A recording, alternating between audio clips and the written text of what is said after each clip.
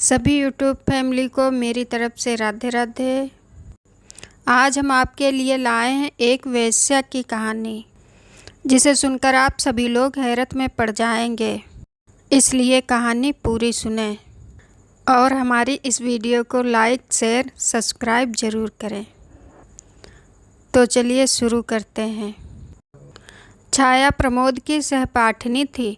प्रमोद नगर के एक प्रतिष्ठित और कुलीन ब्राह्मण परिवार का लड़का था और छाया थी नगर की एक प्रसिद्ध नर्तकी की इकलौती कन्या। नगर में एक बहुत बड़ा राधा कृष्ण का मंदिर था और वहाँ न जाने कितना सदाव्रत रोज बढ़ जाता था। सैकड़ों साधु संत मंदिर में पड़े पड़े भगवान का भजन करते, मनमाना भोजन करते और करते मनमाना अनाचार। छाया की माँ इसी मंदिर की प्रधान नर्तकी थी। मंदिर को छोड़कर दूसरी जगह वह गाने बजाने कभी ना जाती थी। मंदिर के प्रधान पुजारी की उस पर विशेष कृपा थी, इसलिए उसे किसी बात की कमी ना थी। गंगा के किनारे उसकी विशाल कोठी थी, जहाँ से सदा संगीत की मधुर धुन आया करती थी। नगर के संगीत प्रेमी जब स्वयं ही उसके यहाँ पहुँच जाते तो राजरानी उन्हें निराश ना करती, किंतु वह किसी के यहाँ बुलाने पर गाने के लिए नहीं जाती थी। छाया इसी राजरानी की इकलौती कन्या थी। राजरानी की सारी आशाएं इसी कन्या के ऊपर अवलंबित थीं। विद्या अध्ययन की ओर छाया की अधिक रुचि देखकर राजरानी ने उसे स्कूल में भर्ती करवा दिया। छाया नगर की कुछ पुरानी प्रथा के अनुयायियों के विरोध करने पर भी कुलीन घर की लड़कियों के साथ पढ़ते पढ़ते कॉलेज तक पहुंच गई।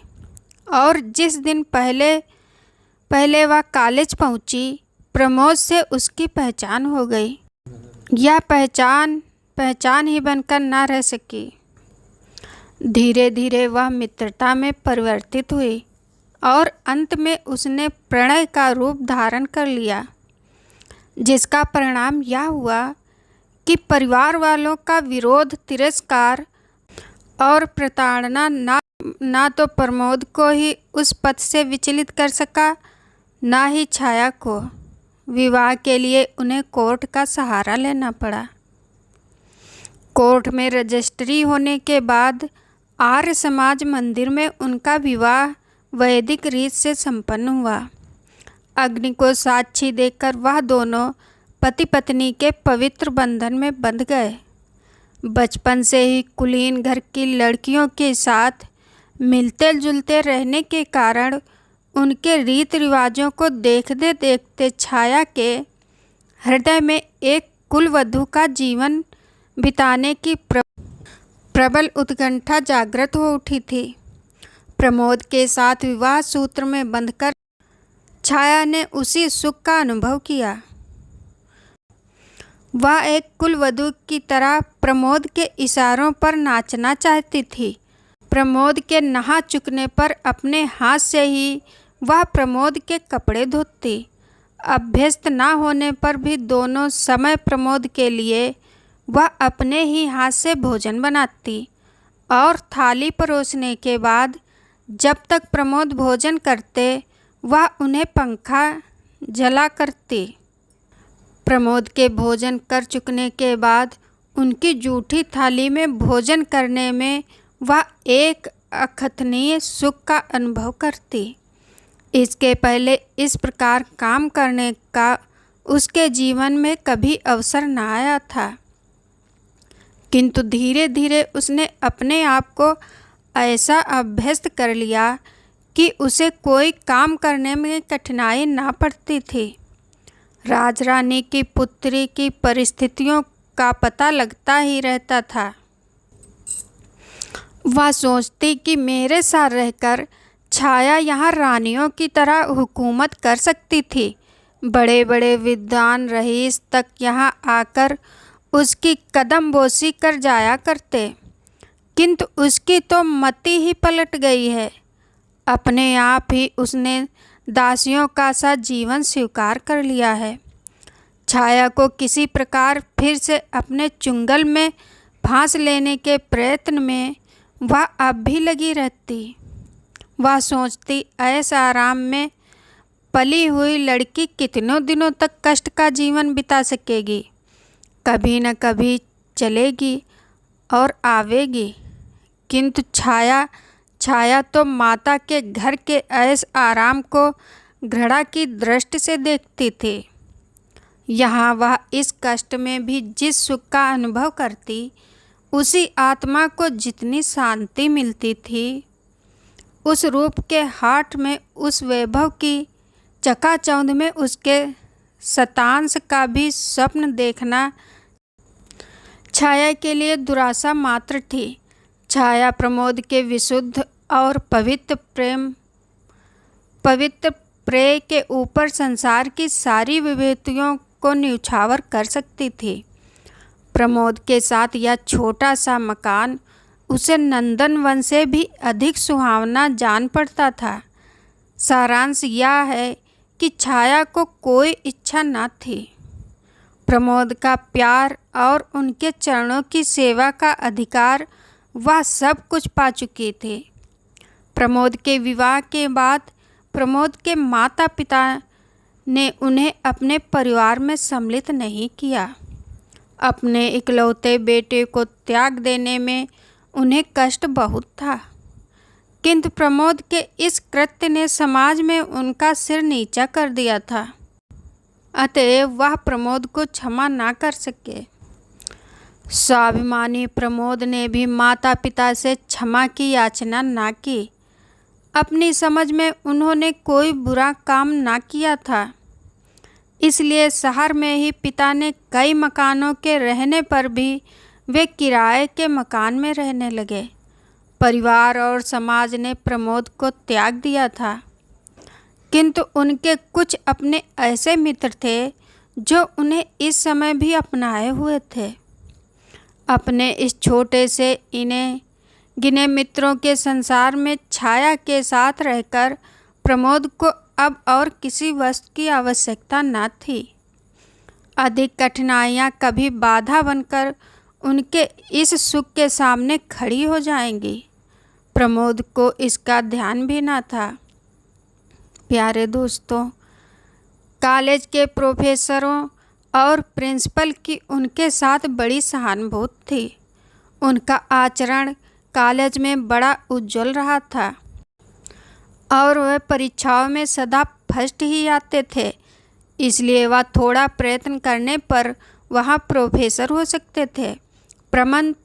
परंतु सुख की आत्मविस्मृत तक वहाँ आवश्यकताओं की पहुँच कहाँ। कॉलेज में एक हिंदी के प्रोफेसर का स्थान खाली भी हुआ, किंतु प्रमोद अपने सुख में इतना भूल गए थे कि उन्हें और किसी बात का स्मरण ही न रहा। उनके मित्रों और छाया ने एक दो बार उनसे इस पद के लिए प्रयत्न करने के लिए कहा भी, किंतु उनका यह उत्तर सुनकर, छाया क्यों मुझे अपने पास से दूर भगा देना चाहती हो, छाया चुप हो गई। उसे अधिक कहने का साहस ना हुआ। वह प्रमोद के भावुक स्वभाव से भली भांति परिचित थी। छोटी छोटी साधारण बातों का भी उनके हृदय पर बड़ा गहरा प्रभाव पड़ता था। यौवन जनित उन्माद और लालसाएं चिरस्थायी नहीं होती। इस उन्माद के नशे में जिसे हम प्रेम का नाम दे डालते हैं, वह वास्तव में प्रेम नहीं, किंतु वासनाओं की प्यास मात्र है। लगातार 6 महीने तक छाया के साथ रहकर अब प्रमोद की आंखों में भी छाया के प्रेम और सौंदर्य का वह महत्व न रह गया था जो पहले था। अब वह नशा कहाँ था। उन्हें अपने कर्तव्य का ज्ञान हुआ। उन्हें अब ऐसा जान पड़ता जैसे उन्होंने कोई बहुत बड़ी भूल कर डाली। आर्थिक कठिनाइयाँ भी उन्हें पद पद पर शूल की तरह कष्ट पहुंचा रही थीं। इसके अतिरिक्त माता पिता के स्नेह का अभाव उन्हें अब बहुत खटक रहा था। उनका चित्त व्याकुल सा रहता, बार बार उस स्नेह की शीतल छाया में दौड़कर शांति पाने के लिए उनका चित्त चंचल हो उठता। माता पिता के स्नेह में जो शीतलता, ममता का मधुर दुलार और जो एक प्रकार की अनुपम शांति मिलती है, वह उन्हें छाया के पास ना मिलती। छाया के प्रेम में उन्हें सुख मिलता था, शांति नहीं। स्नेह मिलता पर शीतलता नहीं, आनंद मिलता पर तृप्ति नहीं। हाँ, प्यास और तीव्र होती जान पड़ती।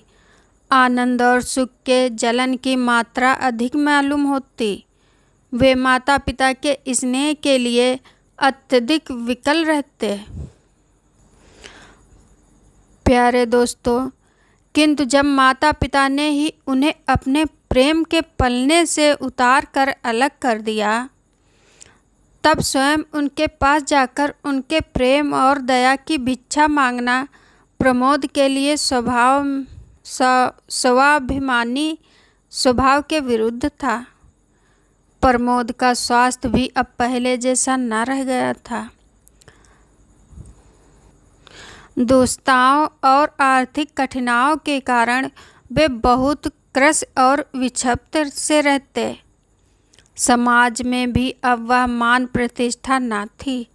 हर स्थान पर उनके इसी विवाह की चर्चा सुनाई पड़ती थी।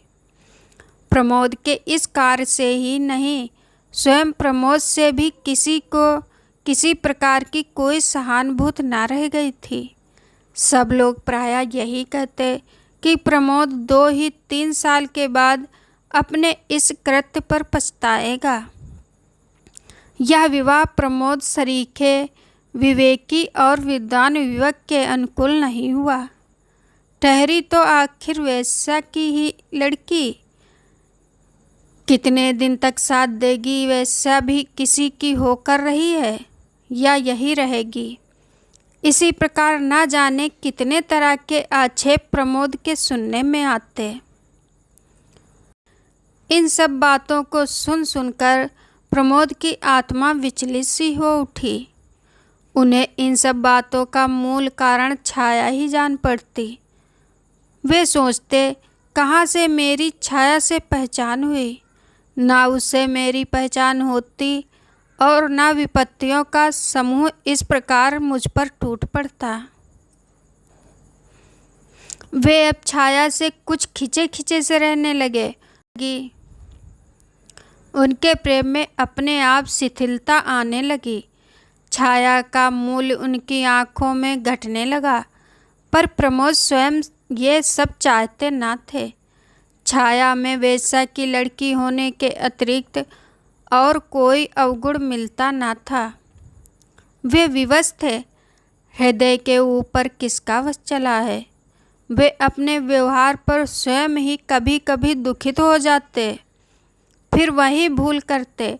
कभी कभी औरों के सामने भी छाया से वह ऐसा व्यवहार कर बैठते जो अनुचित कहा जा सकता था। छाया सुख की छाया में ही पलकर बड़ी हुई थी। अपमान, अनादर और तिरस्कार के ज्वालामय संसार से वह परिचित न थी।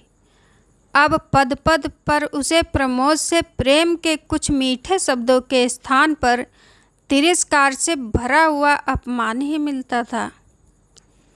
प्रमोद के इस परिवर्तन के बाद भी छाया ने समझ लिया था कि प्रमोद के हृदय में उसने एक ऐसा स्थान बना लिया है जिस तक किसी और की पहुंच नहीं है।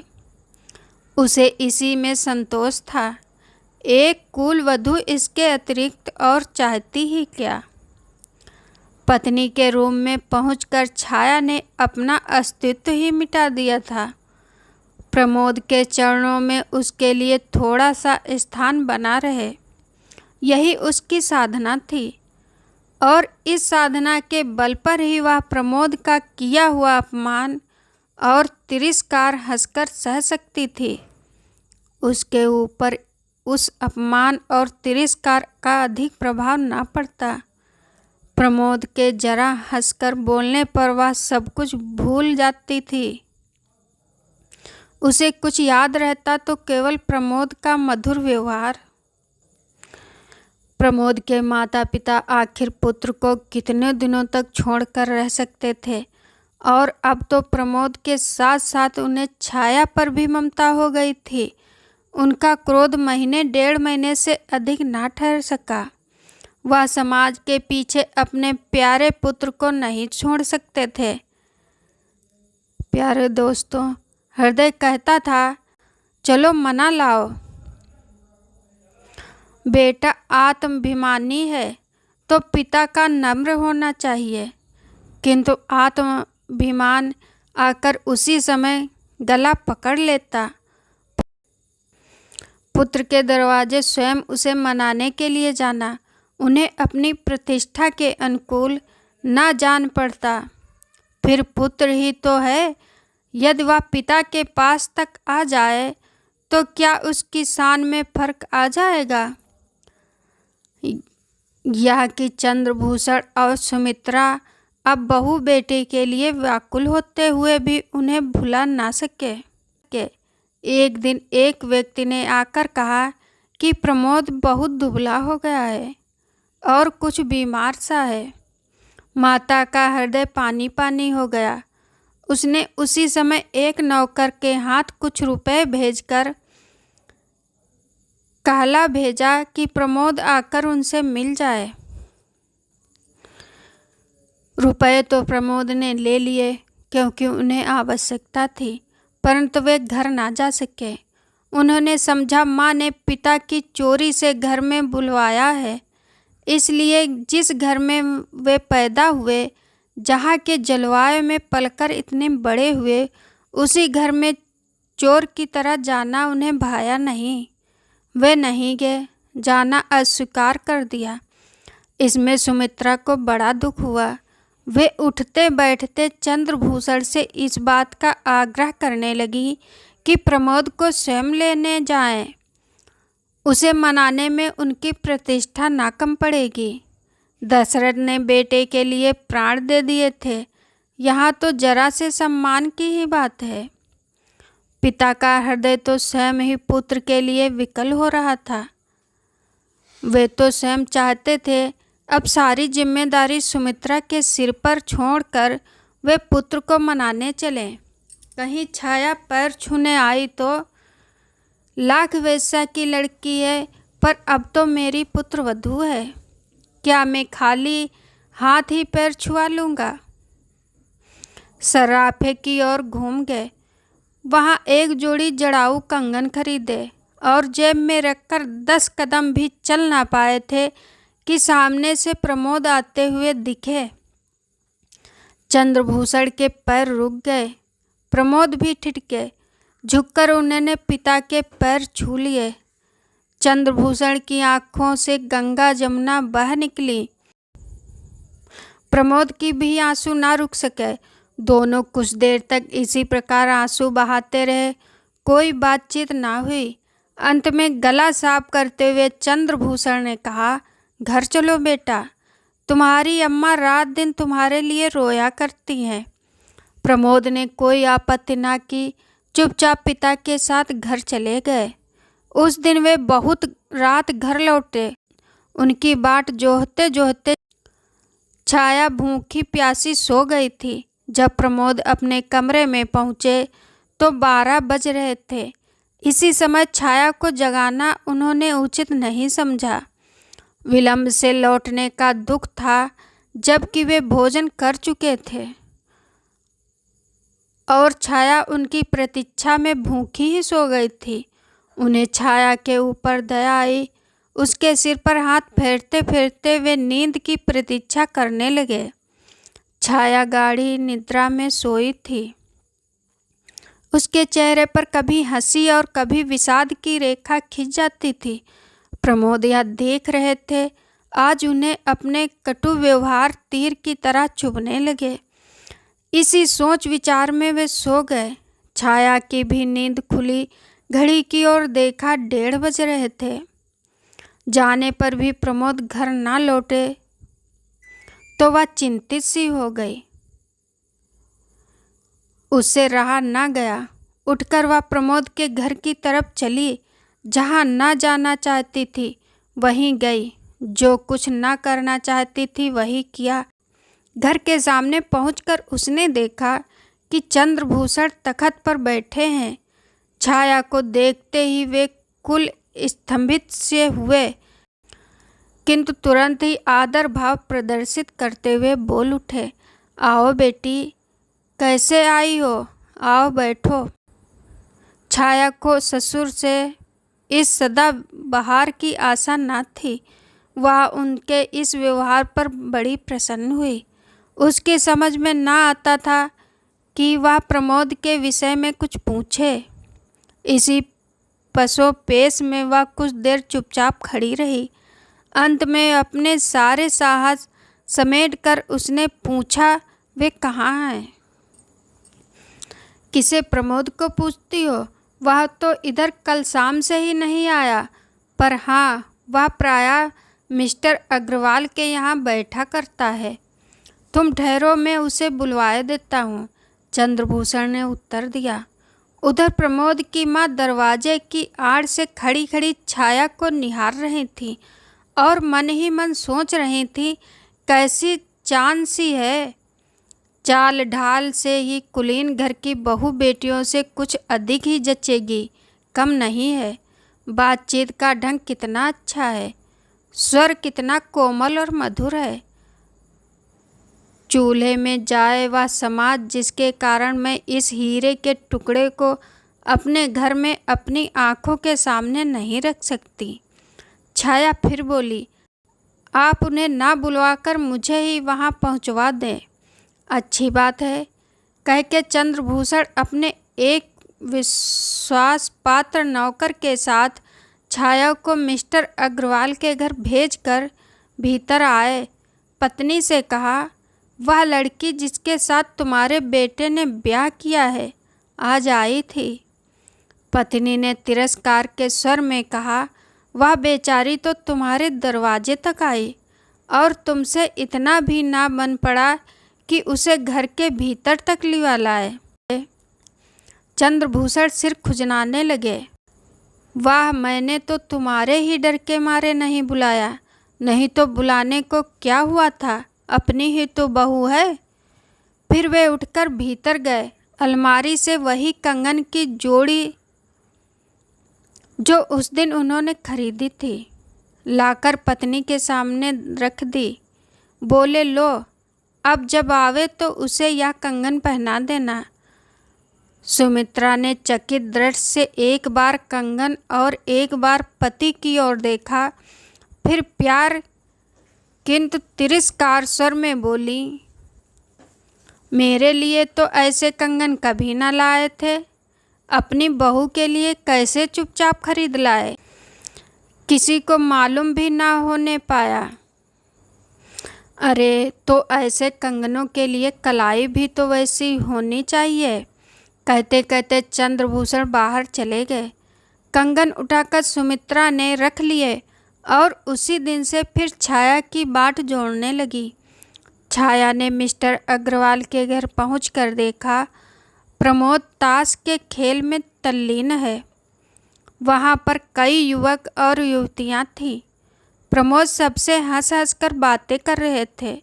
वहां पर मिस्टर अग्रवाल की कन्या शांता को छोड़कर छाया किसी को पहचानती न थी।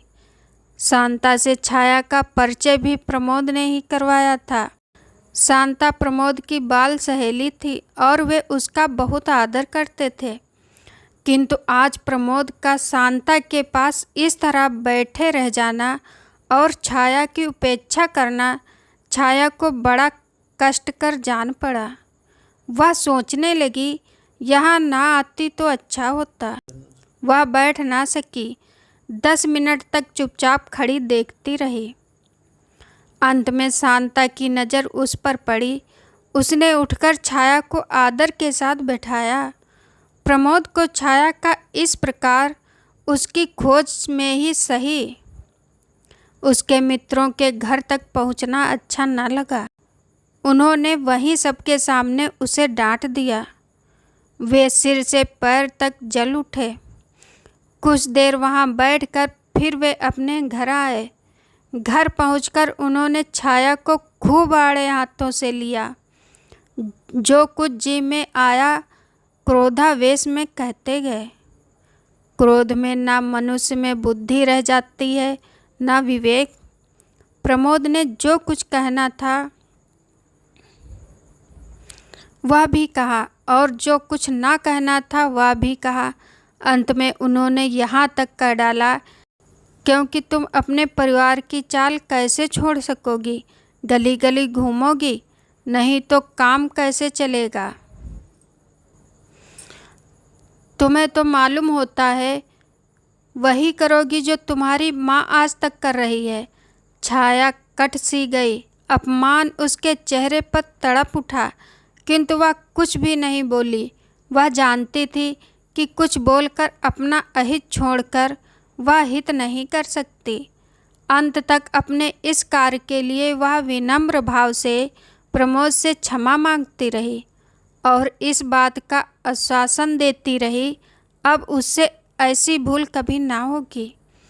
किंतु प्रमोद अपने को शांत ना कर सके। वे उन्मत्त की तरह कभी टहलते और कभी चुपचाप लेट जाते। अंत में कुछ देर तक इधर उधर टहलकर वे छाया से बोले, छाया, मैं तो मिस्टर अग्रवाल के घर जा रहा हूँ। वहाँ मुझे कुछ शांति मिलती है। शांता के पास पहुंचकर मैं एक प्रकार के सुख और शीतलता का अनुभव करता हूँ। वहाँ मैं सारी दुच्छताओं से क्षण भर के लिए अपने आप को मुक्त पाता हूँ। वहाँ मैं जितना अधिक रहूँ रहने दिया करो। तुम्हारे पास मुझे सिवा ग्लानि और क्षोभ के कुछ नहीं मिलता है। तुम्हारे पास मैं शांति नहीं किंतु अशांति ही अधिक पाता हूँ। शीतलता नहीं, मुझे जलन होती है। और यह सच तो है छाया कि अब मैं तुमसे घृणा करने लगा हूँ। तुम्हारी माँ के घर की दासी का आना जाना मैं संदेह की दृष्टि से देखता हूँ। मुझे तुम्हारे ऊपर विश्वास नहीं रह गया है। अब तुम मेरे पीछे मत पड़ो। तुम्हें स्वतंत्र किए देता हूँ। तुम चाहो तो अपनी माँ के पास जाकर सुख से रह सकती हो। मैंने तो तुम्हारे साथ इतने दिनों तक रहकर भर पाया। बस अब और अधिक मुझे अपने साथ रहने के लिए विवश मत करो। रोने धोने का मुझ पर कोई असर नहीं होगा। जहाँ मैं थोड़ी शांति पाता हूँ वहाँ जाने दो। कहते हुए प्रमोद बाहर चला गया। छाया वही धरती पर लौटकर फूट फूट कर रोने लगी। आज उसे मालूम हुआ कि वह कितनी असहाय, कितनी विवश और कितनी दुर्बल है। संसार उसे शून्य सा होता हुआ जान पड़ा।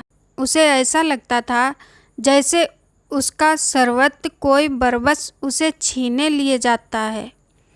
वह चीख पड़ी और रोते रोते बेहोश हो गई। पड़ोस की कुछ स्त्रियों ने आकर उसके मुंह पर पानी की छींटें दी। छाया उठ बैठी। उस दिन वह भोजन ना कर सकी। इस प्रकार विवाह की पहली वर्षगांठ संपन्न हुई।